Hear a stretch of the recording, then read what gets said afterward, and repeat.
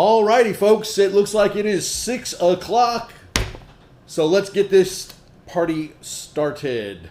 Hi, my name's Jerry Kostica. I will be your trainer for this evening Facebook Live distributor training. We've got a very interesting topic that we're going to be covering tonight. Our topic is overcoming fear. And, well, here's the deal. It's October. So October is notoriously like the scariest month of the year, mainly because of Halloween. Well, actually, April might be the scariest month of the year because of taxes. But if you're talking actual scary stuff, October is a really, it's got all the vampires, werewolves, Frankensteins, all sorts of stuff like that. So it's like a scary time of year. So I thought, what better time to cover fear than in the month where fear is like running rampant. So let's take a look at overcoming fear, okay? Before we get started though, I'm going to do a little light housekeeping. So I'd like everybody to do me a favor. If you're probably not familiar with the Facebook algorithm, and all that means is the way they operate behind the scenes, okay? In order for this training to get more eyes on it, Facebook wants to see that other people like it. And if other people like it, and I mean literally like it with the little thumbs up like thing, if you guys are hitting like whenever possible, Facebook actually gets us out in front of even more people. Well, some of those more people might be your distributors. So anytime somebody makes a comment, anytime something is in the comments or somebody says something, do me a favor. Hit like, just hit that little thumbs up button. And if everybody hits it for every single thing on there, this will get out to even more and more people. And obviously I do these because I'm trying to help people in our business. So if you can help me reach even more people, we're all helping each other. Okay? So make sure that you hit like on every post. Also make sure that you're subscribed to both our Facebook page, that's thegoing6a.com, or actually it's Powerful H2O right now. We're in the process of getting it switched over to going6a.com, or just going6a, I guess. So make sure that you subscribe to that, and make sure you also subscribe to our mailing list and to our YouTube channel. One of the things that we do is when we post one of these to Facebook, we also record it and we put a copy onto our YouTube channel for people who might not have a Facebook account. Okay, so make sure that you're subscribed to that so you know when a new video has been posted, so that you can also inform people when they're available, so that anybody and everybody who wants to be able to check out this information and benefit from it, that they have the opportunity to do so. Okay, all right. So today we're going to be looking at aspects of fear and how it pertains to our business. What we're also going to do is delve into the psychology of fear and how it pertains to our prospects. Okay, so we're going to be looking at two different aspects of fear. So let's start with the most basic aspect of this, and that is, what is fear? What is fear if you actually look for a definition? Well, I looked for a definition. And I consulted the Oxford Dictionary, and according to Oxford Dictionary, fear is an unpleasant emotion caused by the belief that someone or something is dangerous, likely to cause harm, or is a threat. Now, when I read that definition, there was one word that really leapt out at me, and it really was the thing that got me thinking that this is one of the reasons that we need to have this training. And that word is the word belief. Let me read that one more time. Fear is an unpleasant emotion caused by the belief that something or something is dangerous, likely to cause harm, or is a threat. That means it's a belief. So fear is not what you know, it's what you believe. Okay? Fear is not a fact. It's actually a speculation. And it's a speculation on our own part. There's a quote from a Will Smith movie. It's called After Earth. It didn't really do that well in the box office, but there's a quote from that movie that's really pertains to this. And that quote, it basically, I'm going to summarize it. It might not be verbatim, but it basically said, fear is a choice. And he went on to say this is actually Will Smith's character, and he's saying that fear is a choice, that danger is real. Something being dangerous, that's real. But if we choose to respond to that danger with fear, that's a choice that we're making. Okay? And it's kind of, if you think about that, it's kind of profound. That it really is a choice. Do we have to be afraid of things? No. I mean, you don't. And you can even see this with little kids, because sometimes, especially, this time of year, we're going to see all sorts of videos of kids going to haunted houses or going to Party City where they've got the electronic things to jump up and scare you and stuff. And you'll have some children that as soon as they see this scary thing, man, they run and they start crying, and it's because they don't understand what it is. But then you'll have other kids that when the scary thing pops up, they'll literally go up and give it a hug. And you want to know why? Because they don't know what it is. They don't understand what it is. They don't know they're supposed to be scared of it. So they're not. And that's a pretty interesting thing, because I think, especially as adults, what happens is we kind of get told what we're supposed to be afraid of as children. And it kind of gets ingrained in us. And so it's important that we realize that most of the time when it comes to fear, we've created scenarios in our own mind. And then we kind of let those things run rampant, and we let them just run wild and become this huge, gigantic thing that honestly probably is never going to happen. But we've somehow been able to convince ourselves that because it's a possibility, it's probably going to be what will happen. Okay? And that can be very dangerous if you think about it, So it's important to not get caught up in a fear-based downward spiral. And one of the main reasons for that is because when you manifest, it's because you manifest what you concentrate on. It's kind of like that whole, the energy that you put out is the energy that you'll get back, type of thing. So if you understand those things, if you understand that what you're focusing on is what you ultimately manifest, okay? If all you're going to do is project fear, you're going to wind up realizing your worst fears. That's what's going to happen.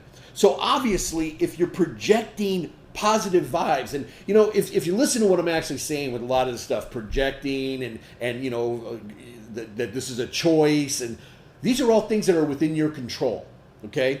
So if you project positive vibes and thoughts and don't let fears dictate your actions and attitudes, that's what you're going to wind up manifesting, is positive vibes, positivity, instead of, negative. Like fear, I think most people would agree is a negative emotion, okay?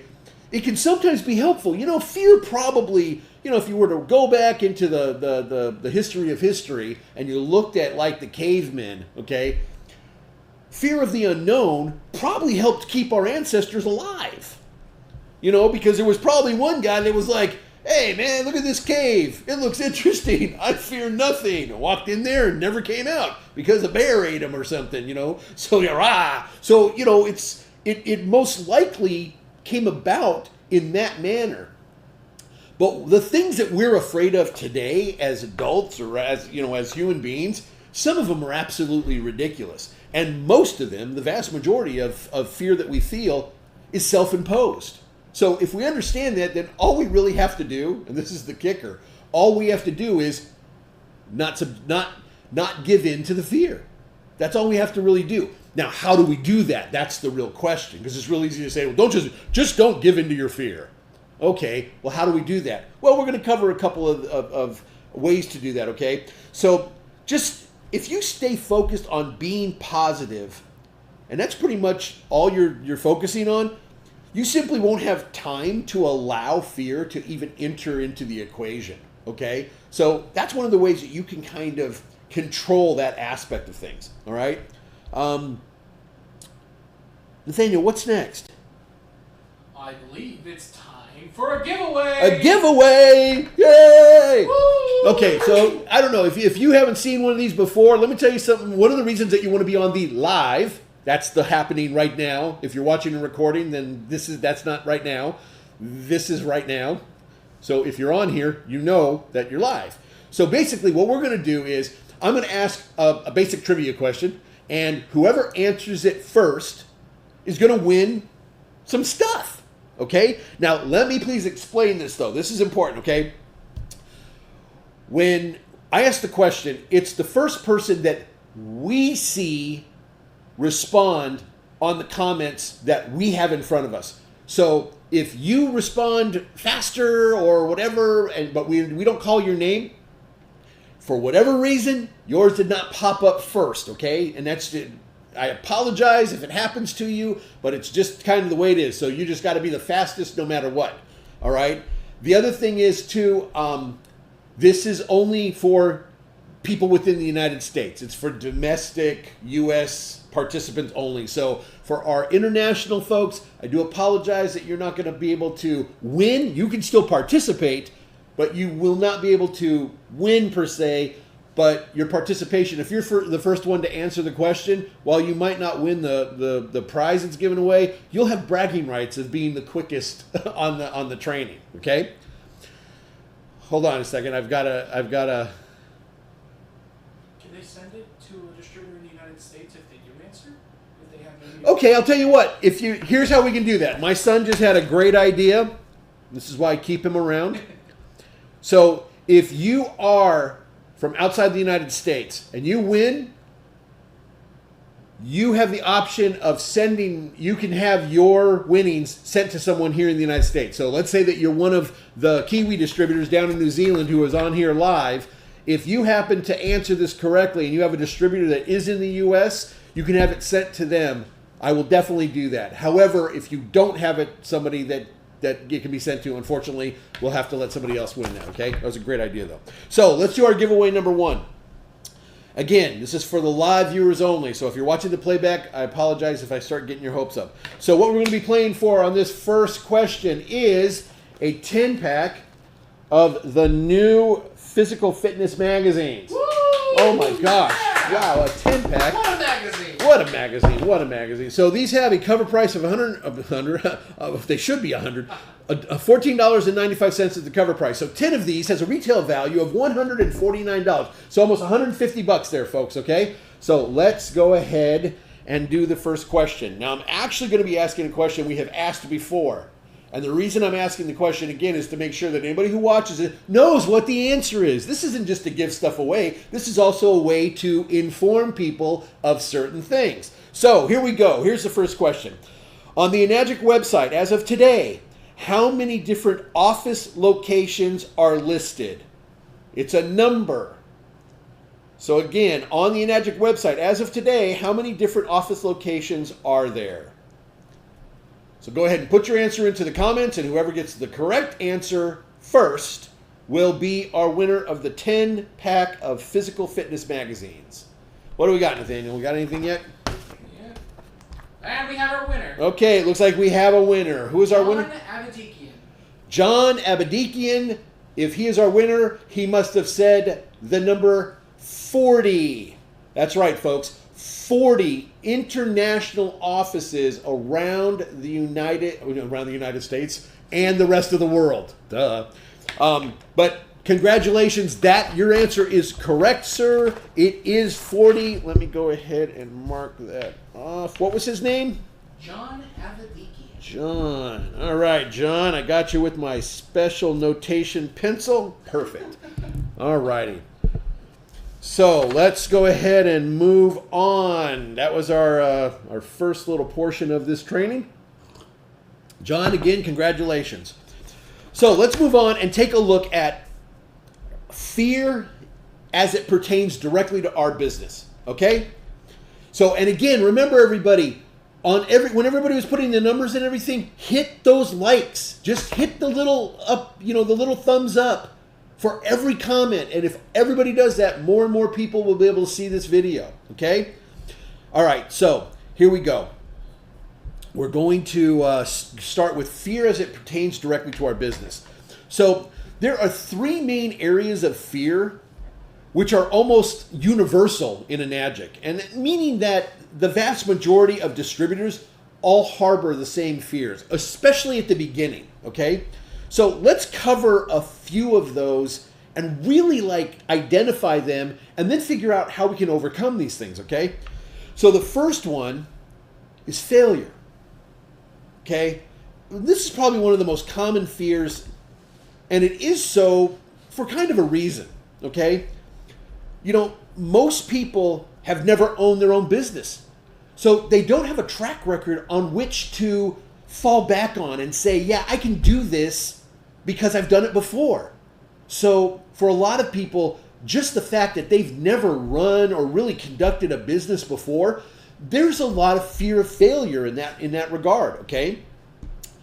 Second one is that most people don't really believe in themselves. You know, our society is becoming such that what other people think of us is more important than what we think of ourselves. And I don't really understand that, because I'll tell you what, at the end of the day, there's one person who's going to be looking back at you at the mirror. That's you. So you should be more concerned with how you view yourself than how anybody else views you, because it really doesn't matter how anybody else views you. You know, you could be watching me right now and you could think I'm the biggest jerk in the world. But you know what? That's not going to affect me, because one, I know you're wrong, but two, it doesn't really matter to me that that's what you think. I mean, it would matter to me if there was a reason, but if there wasn't a reason, then it wouldn't really matter, because that means that hang up or that issue is yours to deal with, not mine.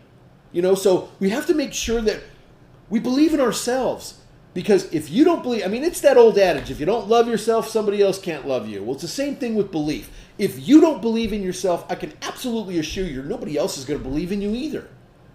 Okay? It has to come from within, and it has to start with you. Okay? Here's another one, and this one's kind of interesting when it comes to the fear of failure.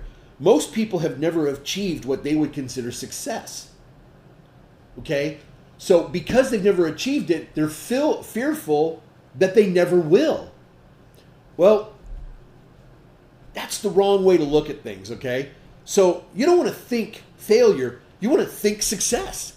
You want to think positive, okay? So think about it like this. First off, you bought a machine, at least the majority of people in this business, okay? The vast majority of people in this business bought the machine for the benefit that machine could create for you and your family, right? So anything that happens in the business beyond that, that's all frosting on the cake. So don't worry about not succeeding. You already did succeed by investing in the machine, in the technology, and putting that available for your family. You already won. And if you understand that, then everything else is gravy. Everything else is easy, because you already took care of the most important aspect of it, okay? Here's another thing is, don't think about making money. That's one of the problems that a lot of people in this business have. And I know it probably sounds almost counterintuitive to say, don't think about making money in your business, okay? But I don't mean don't think about making money. I mean, don't make the money the focal point for you, okay? Because when you make the money the focal point for you, other people will pick up on that, okay? Most people are pretty intuitive. When they meet somebody, they get a vibe from a person, okay? So if you're like money motivated, and that's all you are, if you're just money motivated, people can see through that, okay? And I hate to say it, but most money motivated people are very disingenuous. They are, because what they care about is the money. They don't care about you. They might pretend to care about you because that's a way for them to get to the money. But once they get to it, you were just a stepping stone to get there. Okay?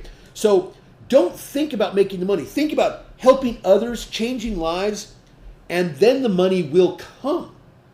It's just how it works. Okay? So you don't have to focus on the money to manifest the money. If you're focusing on the things that Mr. Oshiro basically promotes when it comes to compassion and caring, and just all the different pieces, about true health and circle of compassion and all those different pieces, it's always about helping other people. It's not really, the focal point isn't money, money, money, money, money. If your focal point is people, people, people, people, the money will come because you'll be helping people, and that's what ends up happening, okay? Here's another one that's pretty important, is don't compare your success to the successes of others. This is a great way to set yourself up to fail, okay? You'll get people that are in the business for a couple months, 6 months, a year, and they're looking at some of these top leaders, top earners, and they're just like, wow, they're making so much money and I'm making so little. Well, yeah, they've also been in it for 12 or 13 years. You got to give yourself time. You also have to remember, for a lot of people, and this is one of the things that, and it's not to discount people's efforts, because I know that everybody puts out very strong efforts and everybody tries very hard, okay? But the reality is, certain people in this business, it was kind of like they were walking through a dark forest and they fell into a hole.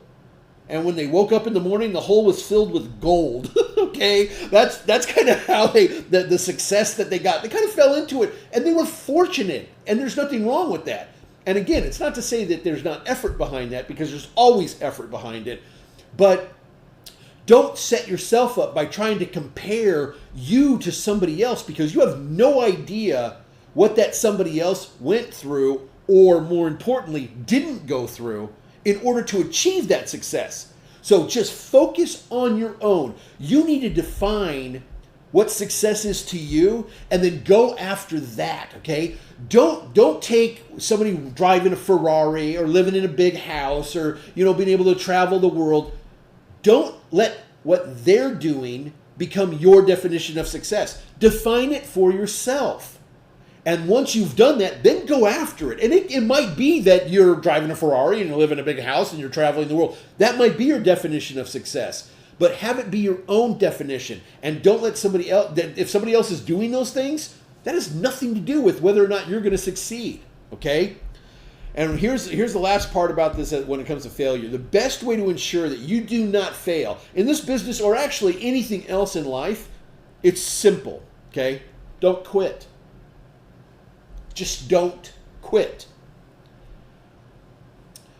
Daniel DeMcCauley always talked about, bowling. And that there's only one surefire way to ensure that you will never get a strike. And that's to quit. You keep doing it. You keep doing it. You keep doing it. You're going to improve. You're going to learn. You're going to master the process. And eventually, you're going to roll a strike. And there, like I said, there's only one way. There is one way where you will not. Okay? And it is guaranteed. That's if you stop. Yeah, and you might just get lucky. That's another thing too. You might just get lucky. And that's an important part, because again, you quit, you can't get lucky. It's almost like the when they started doing the lottery, what was the advertisements that they did? You can't win if you don't play. Okay, basically they were saying, if you even want to have a shot, you can't quit. You have to at least do the bare minimums, the basics, okay? So if you really want to ensure that failure does not rear its ugly head in your life, one of the best ways to ensure that is simply don't quit. Okay? Okay. The next fear. Okay, so fear of failure is a big one for people. The next one is kind of interesting, because people might not think about it like specifically, but once I say it, I think a lot of people are going to go, yep, I know what you mean. The fear of talking to strangers. Now, this one actually makes the most sense of any of the irrational fears, as we've been taught from childhood not to talk to strangers, right? So this kind of goes against a lifetime of programming that we as individuals have experienced. So so again, why would you be afraid to talk to a stranger? A lot of people are. A lot of people are very fearful of just striking up a conversation with somebody. So some of the things that I've heard is, I'm afraid the person I talk to won't listen. You know, I'm afraid I won't know what to say. I'm afraid that they'll be angry if I talk to them. These are some of the things people have said, they literally have said to me when it comes to the reason that they're afraid to go talk to somebody. So I want to remind everybody of a very, very important point. I mean, a very, very important point, okay? I want you to think about your very best friend. Your very best friend in this world, whoever that person might be, okay? Well, then remember that your very, very best friend in this world at one time was a complete stranger. Now they're your very, very best friend. That kind of stuff doesn't happen by accident. They were a stranger. Now they're not, okay? That's the way it can work. Let me tell you a little story that happened to me recently, okay? And this is about not being fearful of talking to somebody that you don't know. So I had gone over to the grocery store to just pick up a couple items, and I always park kind of away from the front. I'm not that guy that waits for the first spot, you know, and will sit and block everybody. No, I'll go to the very back of the lot if I have to. It kind of forces me to give myself additional exercise and activity. So I always park in toward the back of the parking lot. Well, I had parked and I was on the phone with the client. Well, I was actually sitting there for about 10 more minutes before I got done with my phone call. Well, as I'm sitting there, right on the other side, like facing me, pulled into a spot, there was another vehicle that was there, one spot away. And I'm sitting there talking on the phone to my client, and I looked over, and this gentleman got out of his vehicle. And I was like, wow, I need to talk to this guy. He was just, he was big, man. He was ripped and stacked. He was a big guy. And I was like, I really wish I could talk to him. Well, he and his son ended up going into the store, and I looked over a couple times, and I was like, darn it, man. I'm probably not going to have the opportunity to talk to him, because I was thinking about the fact that, this bodybuilder, and I had this magazine in the back with this 2-page article about Tony Freeman, a pretty famous bodybuilder. And I was like, that's my icebreaker. But then I was like, I don't want to go into the store carrying a magazine. And the main reason is because that's contrived. That wasn't an accident. That wasn't happenstance that I happened to have this magazine in my trunk or whatever. No, I got the magazine out specifically for the intention of stalking this guy and cornering him someplace and then showing him the magazine and striking up a conversation. So I was kind of bummed, and I was like, okay, well, I got off on my phone call. My phone call was done, so I got off the phone. I got out, went to the back to go grab a couple of my plastic bags, my reusable plastic bags, because I'm environmentally conscious. That's I want to make sure of. Conscientious, yes. So I got my stuff, shut the trunk. I took about 3 steps. Who comes walking out of the front of the store? This guy and his son. And I said, ha-ha, it's fate. So I popped the trunk back open again. I put my bags, I crimped them up, put them in my back pocket. I grabbed the magazine, and by the time I had done all that, he was approaching his vehicle. And I just walked up and I said, excuse me, sir, can I talk to you for a second? And he was very amicable. He said, sure, hey man, what's up? And I said, and I told him this whole story. I said, I was sitting on the phone with a client of mine, and, I said, I saw you, and I was just like, wow, man, I wish I could talk to him. And I said, let me show you why I wanted to talk to you. And I opened up the magazine right here. I kid you not. He looked down, he said, oh, that's Tony Freeman. I competed against him in Texas. I thought, fantastic. So this guy already knows Tony Freeman, and he has mad respect for Tony as well. So that opened up the door for me to talk to him. Guess what, folks? He had never heard of Kangen water before. He hadn't even heard of, alkaline ionized water before. So I started talking to him, and now I've been sampling he and his family. They're getting ready to get their machine, and our families are actually becoming friends. So that's the kind of stuff that can happen. Now, what would have happened if I would have been like, oh, I'd really like to talk to that guy, but I'm not prepared. I'm not sure what to say. Guess I probably would have foregone that opportunity, and who knows where this is going to go. Okay, so the reality was, I was prepared. I had my magazine, so I had some resources at my disposal that I could use to my benefit. I was knowledgeable. I've done enough research about this stuff that I know what I'm talking about. I was focused. I made sure that I knew what I wanted to say, and I was excited to share the information with them.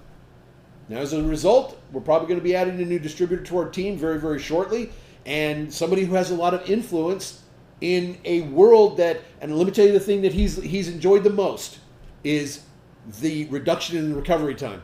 He said he noticed it, something fierce. And he had some pretty bad detox. He did. He felt it. He told me. He said, Jerry, I was close. And I said, yeah, man, I'm glad you didn't quit. He said, yeah, man, I'm not a quitter. And I heard that. I said, wow. And, looking at him, that makes sense. You don't get that kind of body and physique if you're a quitter. So I just thought that was really cool, okay? That's the kind of stuff that can happen if you're willing to go beyond your own fears. Tony Freeman's on right now. Oh, is he? Yeah. Tony, how are you, buddy? Speak of the devil. See, his ears must have been burning. So that was pretty awesome, okay? Now, to continue on, though, when it comes to, people being fearful of talking to strangers, one of the things I said is, I'm afraid they won't listen. Let's be realistic, okay? You're not bothering them. You're benefiting them. If you were standing in line, let's say that you had just gone and seen the best movie you've ever seen, okay? You happen to be in line at the grocery store or something, and the person in front of you is talking to the cashier, and they're like, yeah, I've been thinking about seeing this new movie, and it happens to be the movie you just saw. Now, would you not say anything? Would you just, turn away, clam up, or would you engage the person and say, oh, you know what? I actually just saw that. I didn't mean to eavesdrop, because I wasn't. You were just talking and I'm right next to you, so I can't help but hear what you're saying. And then tell them it was the best movie or it was the worst movie I'd ever seen. Now, would that be something that you wouldn't do out of fear? Probably not, because you know that you're going to be giving them constructive advice that will help them make the determination on whether or not they actually go see this movie. And why is that important? Because they're about to spend their money on this. So if it's something that you found phenomenal, okay, as long as you're a pretty good judge of character and you're just not some cuckoo that's like, yes, that was A Clockwork Orange was the best movie I've ever seen. Or what was that one, The Door? The Room. The Room. Oh, the best movie I've ever seen. Hey, maybe not the best movie you ever saw, but, that's the kind of stuff. So you have to realize when you start talking to somebody, you're actually doing them a favor. You're informing them of something that they most likely don't know about, and in some cases can have life-changing, life-altering ramifications. Okay? So you're doing them a favor, all right? One of the things you definitely want to do is learn how to strike up a conversation. That's all you need to do. Learn how to strike up a conversation. Well, how do you do that? You talk to people. Practice with people. Let me tell you, the people that are going to have the hardest time with this aspect of stuff, learning how to strike a conversation, is the generation who's buried in these, because they're losing the ability to effectively communicate as a person. They could probably effectively communicate as a computer, but as a person, they're losing that ability. Because we're doing less and less face-to-face stuff. We don't talk to people as much as we used to. We text people, we email people, but there's not as much actual talking, okay? So you got to make sure that you learn how to strike up a conversation, and then you also learn how to guide the conversation. And the way you guide a conversation, this is really interesting. You do not guide a conversation by saying more stuff. You guide a conversation by asking the right questions. Because when you ask a question, you're going to be getting an answer. Well, based on that answer is what's the next question you're going to ask. Okay? So learn how to not only strike up a conversation, but then guide that conversation to a place that allows you to do your part. Okay? And remember, if you come from a place of compassion and caring, not money and selling, most people will never be angry at you for trying to help them. And that's really what it boils down to, okay, is trying to help them, all right? You got to remember that not sharing this information is actually selfish. And you're doing people a huge disservice if you don't talk to them about what we have to offer. Okay, you're doing them a huge disservice. So don't be selfish and actually care and think about other people, all right? And this one's really interesting too. Use discretion and respect boundaries and space, okay? But it's okay to employ, it's known as the 3-foot rule, okay? The 3-foot rule is basically if somebody gets within 3 feet of me, I'm going to initiate conversation in some way, shape, or form. Even if it's just to say, hi, how are you? You'd be surprised. Again, people are more and more, they're doing this.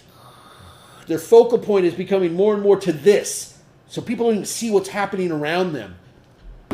So if you are a nice, cordial, inviting person, when you see somebody and you make eye contact with them, just say hello. It will not hurt anything, I promise. I promise, okay?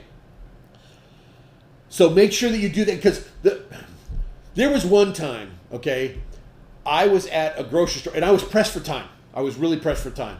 And I was picking something up. We were going to a party, and I think I was just getting like a fruit tray or something like that. So I'm looking at this, and all of a sudden this guy just out of nowhere kind of just slithers up next to me, and he's like, hi, you look like a sharp guy. And I'm like, I'm dressed in like to go to a picnic type of thing, you know, and I'm thinking, boy, whoever told this guy that this is a good idea, man, they should have reconsidered their advice.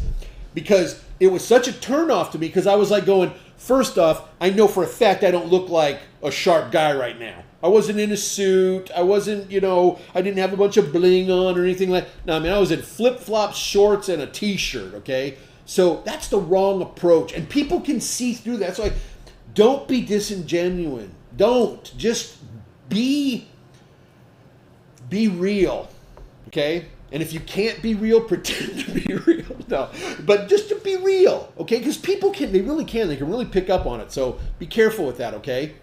But again, if it's okay to say hello to somebody. Hello can turn into, how's it going? How's it going can turn into, so what are you doing later this afternoon? And that can turn into, what do you do for a living? You'd be surprised how just a nice little hi can turn into something else. But it won't if you forego the hi, it won't turn into anything, okay? So just remember that. Now let's talk about the third aspect of fear that is pretty commonplace in our business, okay? And that's public speaking. Now, there's actually a term for this. The fear of public speaking is actually called glossophobia. And it's actually one of the most common fears with adults, okay? Now, this fear can stem from all sorts of different experiences, from being told as a child to be quiet. A lot of times when that happens to us as kids, it actually can scar you, and you can start thinking that what you have to say isn't important. That's why, not that I wasn't guilty of it myself. I told my kids to be quiet all the time. Heck, I told them to shut up when it seemed appropriate. But I would normally not tell them to. It was more about like volume than they knew that my children knew they could talk to me. If there was something that they needed to say to me, I wouldn't tell them, I'll be quiet. Daddy doesn't have time. Daddy never did that. Daddy always had time. Daddy always had time. But basically it's about, being careful of how we treat others, because we might not be thinking about the long-term ramifications that are going to be with those people. So from being a child and maybe being told to be quiet all the time type of thing, or maybe having an embarrassing public speaking situation, like a nervous oral report in front of your peers when you were in school, or just the thought of an embarrassing situation. If we think, oh, what if, if you've ever had the naked dream, and you're in front of a whole room full of people and you look down and you're naked and you're like, it's all, you're like fearful. Some people actually bring that into a reality. They think that if they go up in front of somebody to speak, their clothes might just vanish and all of a sudden they'll be up there naked and they'll be so embarrassed. And it's like, yeah, that is not going to happen. Okay. At least I've never heard of it, of a situation where that actually happened. Okay. So a lot of times, like I said earlier, we manifest these thoughts and we concoct these scenarios that are never going to happen, but we've convinced ourselves that they're possible. And that's enough sometimes. That's enough, okay? So I kind of had an interesting situation with public speaking, and I was kind of thrust into it before I was old enough to know I should be scared of it, okay? So when I was in 6th grade school, I was a rambunctious child. My mom and sister might have some other choice words for that description, but I like to say rambunctious.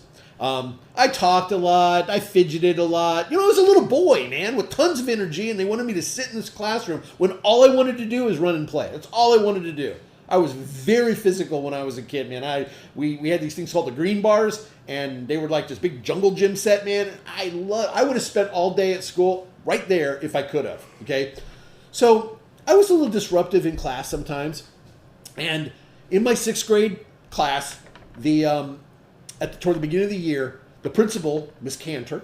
It's funny how you remember certain names, in your life. Okay, my teacher was Miss Rich, and the principal was Miss Cantor. Well, the principal went to my teacher and said, "Can you recommend a student to help lead the Friday assemblies? They will need to, call the assembly to order, give announcements, read off all the names of the kids for the Citizen of the Week awards, basically, conduct the thing." So I'm sure the principal thought that my teacher was going to give her a short list of the top, well-behaved kids, the future presidents of America type of kids and stuff. But Miss Rich, for whatever reason, gave her one name, mine. She said, "This is who I think she's doing." And Miss Cantor, I had been in Miss Cantor's, office a couple of times for stupid things. So she was like, "Oh, I don't think that's a good idea." Well, Miss Rich was actually, she stood her ground. And she said, "No, I think this would be a really good thing." She said, "I think this is the type of thing Jerry needs to get him focused." So against her better judgment, Miss Cantor agreed. So I went out on the first time I was supposed to do it, called the assembly to order. Now I'm in front of about 700 or 800 people. These are all the classmates from the entire school, kindergarten through 6th grade, all the parents of all the the students that were going to be Citizens of the Week, all the teachers, all the staff. It was like 700 or 800 people. I didn't know I was supposed to be afraid. I thought, well, if they told me I'm supposed to do this part, that everybody else knew I was supposed to do that part too, and now I was supposed to be up there, so they'd listen to me. So I didn't think anything of it. I got up there. The most difficult thing about that is, I grew up in Navy housing. My mom was an enlisted personnel. We lived in Navy housing in San Diego, and very diverse ethnicities within Navy housing, because basically it's the U.S. military is definitely a melting pot of ethnicities. So the most difficult part of that whole experience was pronouncing the names correctly when I had to call it, because my name is Gerald Costico. You look at my name, man, trust me, I've been called things that I'm looking at, I'm like, how did you even come up with that? The sounds don't even make that sound if you put the letters together, right? So I know how I felt when people butchered my name. So that was something I was always very aware of, and I always tried very hard to make sure that I got their names pronounced correctly, because it was important to me, and I wanted to make sure I did it for them as well, because I thought it might be important to them as well. So I didn't know I was supposed to be scared, so I just did that. Well, as a result, when it came time to do the student council elections, and the president of student council ended up being the person that conducted those Friday assemblies. Well, because of my prior experience with that, I ran for student council president, and somehow I got elected. And so it really was a confidence booster. It was something that kind of guided my direction. I've never been afraid of getting in front of people and talking now as a result. And that's a skill set that I'm very proud that I have. Lawrence has cooperated your story. Oh, it sounds like one of my grade school chums named Lawrence Lewis is also on the training. And my son just told me that he was corroborating the story. So thanks, Lawrence. People know I'm being honest about this at least. So yeah, that was one of the things that really I feel very fortunate for having that. And you know what? I wish I could tell Miss Rich. I've actually tried to look her up. I've tried to find her because I wanted to be able to tell her thank you. Because that really did influence a lot of where my direction ended up going. So now, if you have a fear of public speaking, I have excellent news for you, okay? And that is that there's no shortage of people who like to get up in front of people in this business, okay? And what that really means is if they're willing to get up in front of people and you know, speak to them or do whatever, they can do it on your behalf. Now, they don't have to actually get up on stage and say, you know, hi, my name is Jerry Costiga. I'll be currently speaking for Nathaniel Costiga. They don't have to do something like that. But the information that they're going to be sharing can be done so in a way that it is being done on your behalf. So if you like demos, learn the information, but let somebody else present it. Okay? If you have a problem with public speaking, it's not necessarily something that you have to do in order to be successful. There's some workarounds, okay? Trainings. Attend in order to learn, not to be a speaker. It's very easy, okay? Remember, there are plenty of people who not only have no fear of public speaking, but they are actually pretty darn good at it as well, okay? So find the speakers you like and use their voice to help you build your business, okay? I hope that makes sense. Wow, what time is it? It's giveaway time! Giveaway time! Yay! Okay, so the next giveaway is going to be for a 10-pack of the highly coveted and loved Heads and Tails marketing magazine for pets and pet lovers. Woo! Alrighty. Okay, so this actually, if you have not seen a copy of Heads and Tails, you might not get this. So this one's going to be important, all right? But listen to the question. You might get it anyway, all right? Here we go. Which featured celebrity in the Heads and Tails magazine was a star on the hit show Friends? One of the stars on the hit show Friends is a featured celebrity in the Heads and Tails magazine. Spelling is not required, but it needs to be phonetically correct. So put your answer in the comments, and the first person... You got it. Uh-oh, we've got... Hector Martinez. Hector Martinez? Hector Martinez. Fantastic. Is that right? Okay. Correct. So if Hector Martinez is our winner, he must have put Jennifer Aniston. That's correct, folks. Jennifer Aniston is one of the two celebrities who's featured. She's right down there at the bottom. The other celebrity is Jillian Michaels, but that's Jennifer Aniston, and she got the machine for her dogs, actually. That's why her article is so great in there. Congratulations, Hector.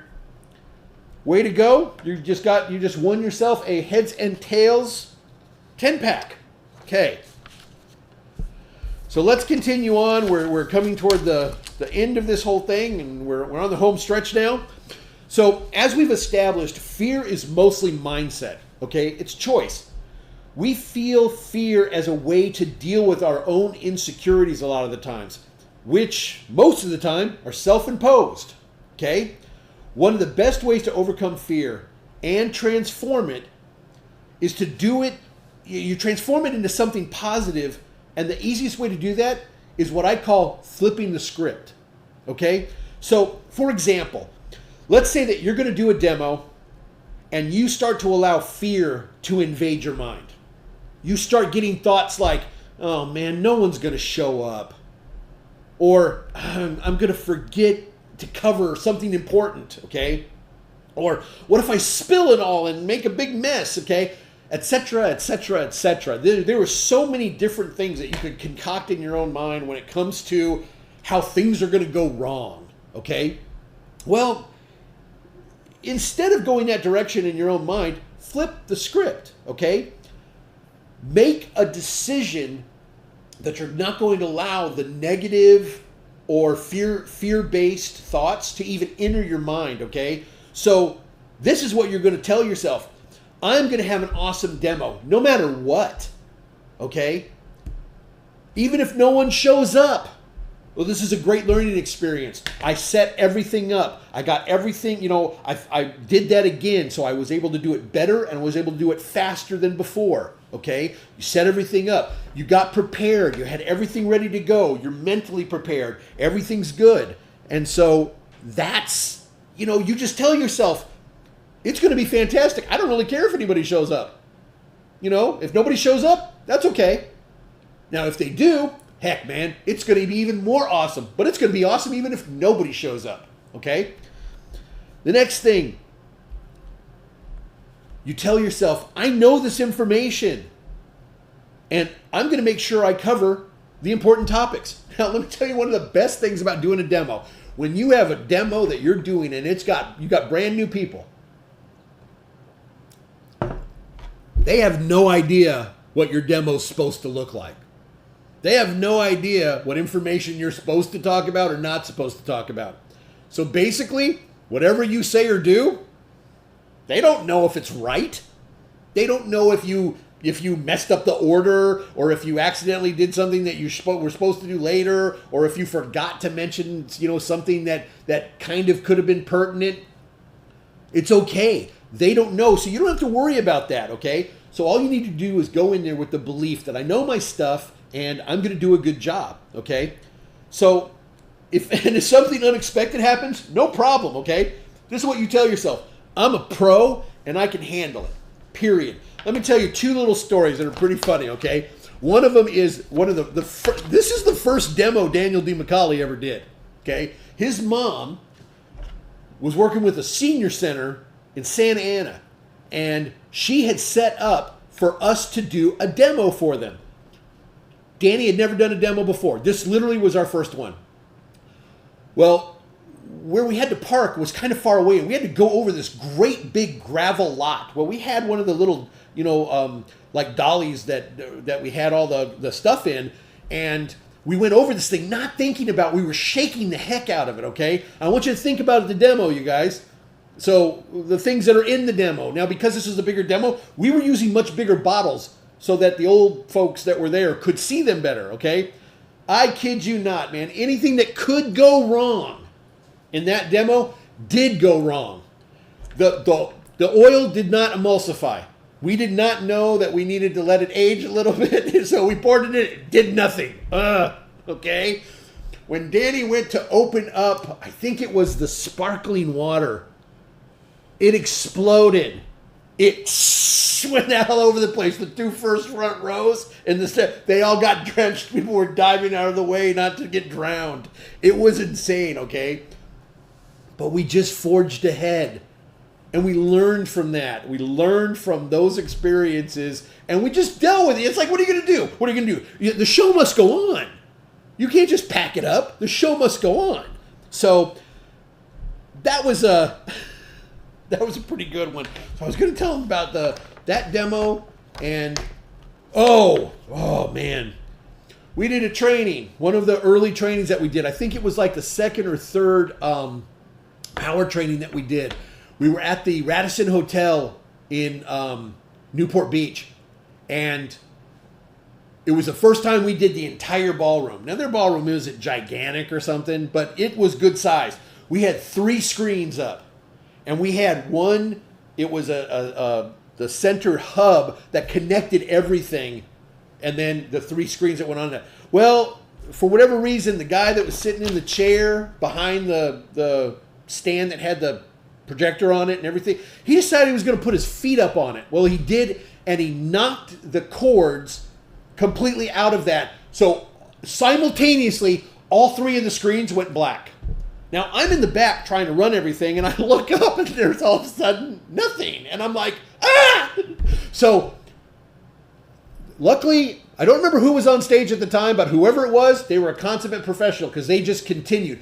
I jumped down, ran up there, I got everything connected again. I politely asked the guy to get his stupid feet off the damn thing and not to put him back up there again, and just took care of it, okay? So even when the unexpected happens, it's okay.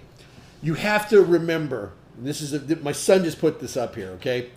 Failure or something like this, it is a learning experience. It's not a death sentence, okay? So it's okay, especially when something doesn't go quite right, all right?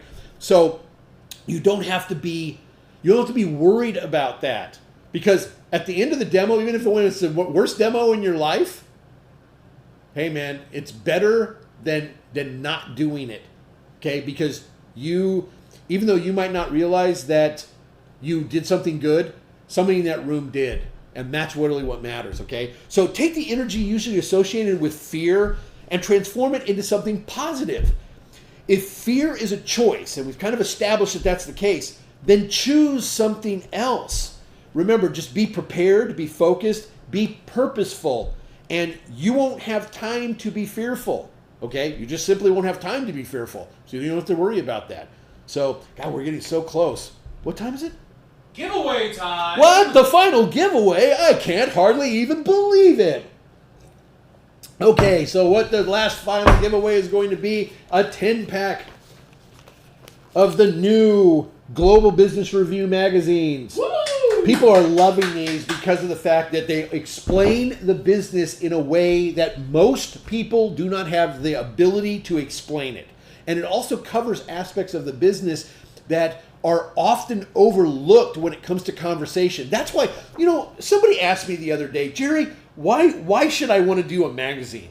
It's like, do you understand this is 2019, man? Everything's digital, everything's video. Why would I want to do a magazine? And I told him, I said, well, this is for me personally. First off, if I give you this magazine and you go through it, I have zero chance that you're going to wind up on another website. That you're going to wind up with influence from one of our so-called competitors spreading false information. How do I know that? Because this is static information that doesn't have that ability, okay? What I also know is if I give one of these magazines to somebody, they can peruse it in their leisure. Whereas you send somebody to a website, you usually get one opportunity to really make that impact, okay? But if I put this in somebody's hands, it allows them to actually, read one article today and then find out something more tomorrow and then find out something else 3 days from then. And by the time they get done with it, it's been able to make an impact that might not otherwise have been able to be made. Yeah, and I guess the reality is that, any dipstick can make a website these days, if you really think about it, and having a nice website doesn't really show anything. One of the other reasons that that my preference is the magazines is because I think people understand in this day and age, for something to be printed, it has to be really valuable information because it is so easy to do everything electronically. Okay? So let's go ahead and do this giveaway. This one should be pretty fast, so everybody get your typing hands prepared, okay? So for a 10-pack of the Global Business Review magazines, where, and just the city is fine, is the 2020 Enagic USA convention being held? Once again, where is the 2020 Enagic USA convention being held? Put your answers in the comments, and the first one who gets it is going to win themselves a 10-pack of the Business Review magazines. Come on, you guys, you should know this. We have our winner. We have a winner. Who is our winner? Shelly Thomas Theory. Shelly, congratulations. If Shelly won, it means that she said, Viva Las Vegas. Sorry about that. I just had to. So, fantastic, Shelly. So, yes, the 2020 convention is going to be in I won't say beautiful Las Vegas, but sparkly and bright Las Vegas. No, we had the 2016 convention in Vegas, and it was a blast. It really was. That was a lot of fun. Thousands and thousands of Enagic distributors. It was really cool because pretty much for those couple of days, you couldn't go anywhere in Vegas without running into somebody that you knew or that knew you. And it was cool because you got to just meet all these people. And that's one of the neat things when you have a destination city, especially a place like Las Vegas, because there's so much to do. People, they do all sorts of different things. So it's a really good selection choice. They're going to be at the Mirage, Las Vegas, September 3rd through the 5th, 2020. So that should be a really good one. So we are really in the home stretch now. So probably got about 5 more minutes. So I appreciate you guys' patience. I know we're going over just a little bit. So here we're going to talk about using the psychology of fear when it comes to our prospects. You need to now you might have a little bit more insight as to at least some specific aspects of fear as it pertains to our business. So use what you now know about fear as a better way to understand your prospects. Try to say, wait a second, they might not be moving forward because of fear in some way, shape, or form. So find out what they're afraid of. When it comes to the business, whether they're afraid that they're going to fail, they're afraid of talking to people, they're afraid of public speaking, they're afraid that their friends and family are going to laugh at them if they try to go into their own business because, there's a lot of different things. So find out if anything that when it comes to your prospects, maybe being held back is fear-based. And if it is, now that you've been more empowered with knowing, how to overcome some of these fears, you're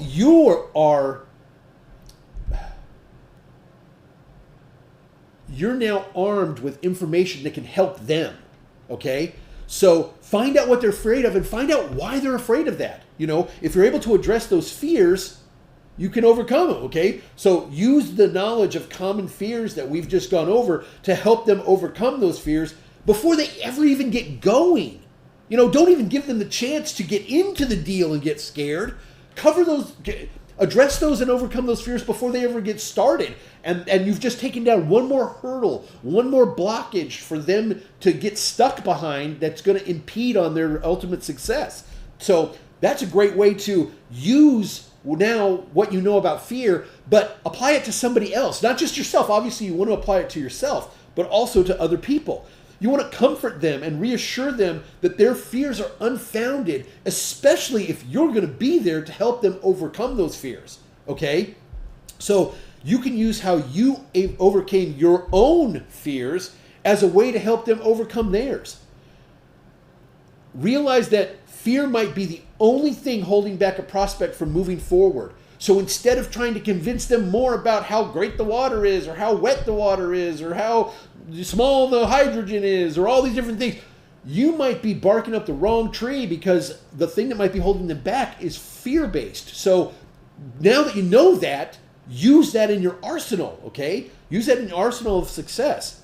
Ask questions to determine if fear is a contributing factor to not moving forward. Remember, for every fear, there is a way to overcome it, but you have to identify the fear first, okay? That you just have to, all right? So let me summarize this real quick. I'm going to summarize this with some bullet points. So fear is a choice that's made by almost everybody. That's a fact, okay? But overcoming fear is also a choice. So what you want to do is learn how to make that alternate choice and how to teach others to make that alternate choice, to not go down the road of fear, but go down the road of positive and, get your direction correct, okay? Don't let your fears control your future. And that's what you're doing. If you're not doing something today because you're afraid, then you're allowing fear to control your future. Because by not doing that, you're going to alter what your future becomes. Okay? Address your fears and remember to flip the script. It's okay to be afraid of something, but it's better to be able to overcome that fear. Okay? Stay positive and manifest positive outcomes. Cut certain words out of your vocabulary. Words like afraid and can't and won't. I'm afraid of this, fill in the blank. I can't do this, fill in the blank. I won't be able to this, fill in the blank. Replace those words with I'm confident. Instead of I'm afraid of, I'm confident I'm going to have a great demo. Okay? I can do this. I will do this. Okay? So it's almost like, I don't want to say positive affirmations, because to a certain degree, I think that's a bunch of BS. I really do. Because if you have to tell yourself, I'm a good person, why are you trying to convince yourself of the fact that you're a good person? Just be a good person, okay? You don't need to do that. But you sometimes do need to tell yourself, I can do this, okay? And really go in that positive direction, okay? Let your fear transform into something positive. If you're going to, the energy gets taken when you're fearful, okay? So why not take that same energy, transform it into something more positive, okay? Your prospects may be feeling fearful, so ask questions, identify fears, and help them overcome those fears. And if you do that, you're both going to be ahead of the game, okay? All right, here I've got some announcements. These are actually kind of important, so I hope you're sticking around, all right? So the first announcements, I'm going to read these right off here so I don't mess anything up. As some of you already know, the Going6A.com online store will be closing, for the retail store will be closing at the end of October. We are transitioning away from direct retail sales and will only be offering wholesale orders to outlets like water stores, event coordinators, and distributor resale partners that we have around the world. To show our appreciation to our customers, we are conducting a last chance inventory blowout sale right now through the end of the month. Inventory has been reserved for this sale and prices have been slashed. No codes are needed. Just visit the Going6A.com online store and place your order. Quantities are limited, and when the reserved inventory is gone, it is gone. I believe Nathaniel just put a link to the store in the comments, so when we conclude with this, if you want to jump over there and take a look, everything has been marked down as a final, thank you for everything. We're continuing to have the materials, just not in the manner by which they've been available up to this point. Okay. Make sure that you receive notices from us about future trainings or announcements by subscribing to our email list. Just go to the Going6A.com website and click on subscribe. It's an opt-in email, so if you want to be on that list, you have to add your name to it. Okay? I've had people that have requested for me to add them to the list. I can't do that. It's an opt-in, so you have to make sure that you do that. Okay? Just as a reminder, if you were one of our giveaway winners, congratulations, but please be sure to send me a private message with your name and mailing address, okay, to my Facebook private message. And don't forget that the early bird tickets to the 2020 convention in Las Vegas are available right now. So if you plan on going, why spend more? Get your tickets before they increase in price. That's always a good idea. So in closing, I just want to say, I hope the rest of your October is less scary and more awesome. And I wish you continued success. And of course, I wish you good health. So with that, my name is Jerry Costiga. It has been an absolute pleasure speaking with you. I appreciate your time and attention, and I hope you have a great night. Thanks a lot, and I will see you soon.